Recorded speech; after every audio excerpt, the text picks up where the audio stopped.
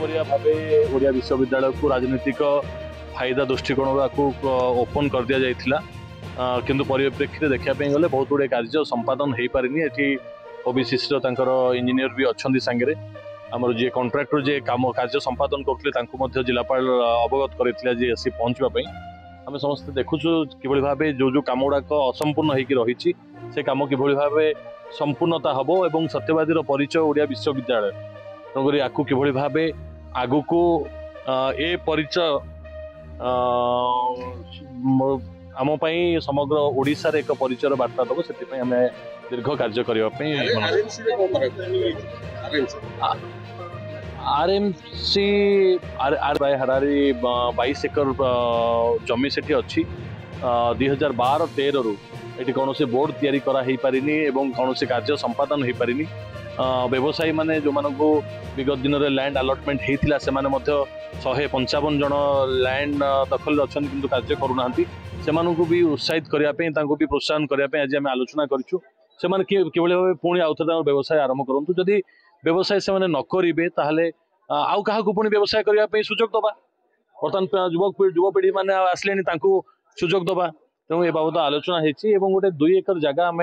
आलोचना भितर आज जिलापाल को गोटे प्रस्ताव देचु गोटे इंटीग्रेटेड मार्केट कॉम्प्लेक्स जोटा कि सत्यवादी नहीं हबार आवश्यकता आसी पड़ा भुवनेश्वर पुरी पर्यंत बढ़ुची पिपिली अंचल भुवनेश्वर बाउंड्री भितर आसी सारा एवं आउ किसी दिन पर पुरी आसो जेहेतु पुरी रे सॉरी सत्यवादी आसो जेहेतु आगु को पुरी रे अंतर्जातीय विमान बंदर परिकल्पना होची निश्चित भाव सत्यवादी गोटे जगह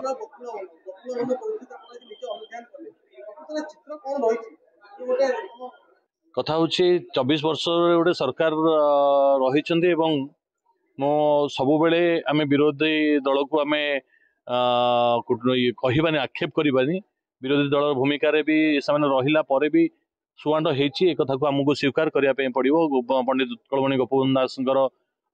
जन्म माटी को सरकार देते पूर्वतन सरकार दृष्टि रखी आम से धन्यवाद दौचु कि सहित बकुल वन जो मनीष तैयारी कारखाना होता है जो पंचसखांकर एंतुड़ीशाला जो या शिक्षार ओडिया शिक्षा एवं ओडियार विकास जो कार्य होता से जमी से जगह आज जराजीर्ण अवस्था पड़ी रही बकुल पंचसखांकर मूर्ति जो भाव से रही जमी कौटना कौटे अलड़ा हो जाती सत्यवादी पंचसखा तेणुक तार डेभलपमेंट निहाती आवश्यक अच्छी एवं सबुठ बड़ कथा हूँ अगस्ट 19 तारिख दिन मुख्यमंत्री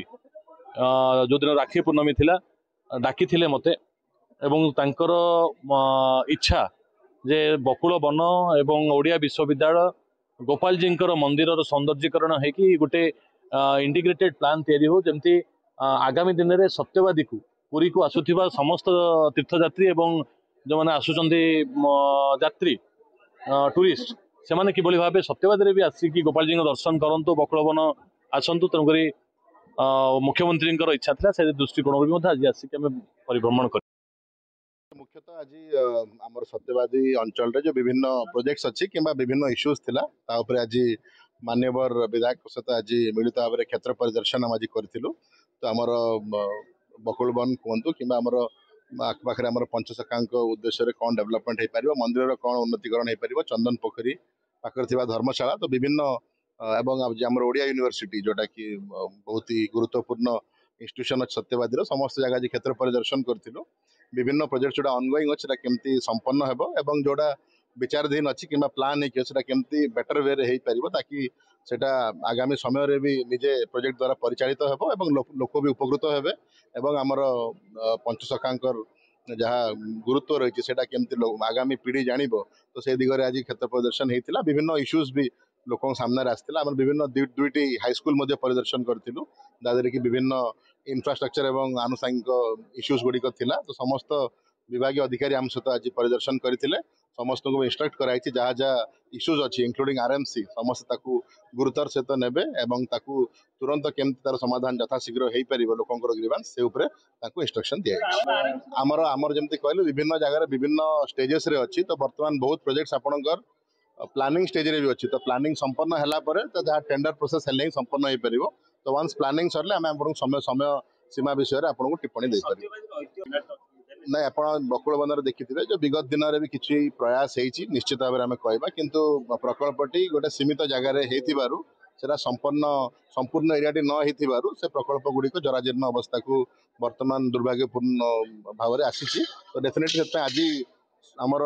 टोटल जो आमर बकुल वन अच्छी से टोटल एरियाटी केमिति कवरेज हम एवं से टोटल एरियाटी केमिति सेल्फ सस्टेनिंग भाव में सेल्फ सस्टेनिंग मॉडल डेवलप हम से दिगरे आलोचना होती जे आमर प्लान करते आर्किटेक्ट से भी उपस्थित थे निर्देश दिखाई यथाशीघ्र आमर जहाँ सब आज इनपुट्स आमर सरकारी अधिकारी माननीय विधायक यथाशीघ्र प्लान प्रोग्राम देवाई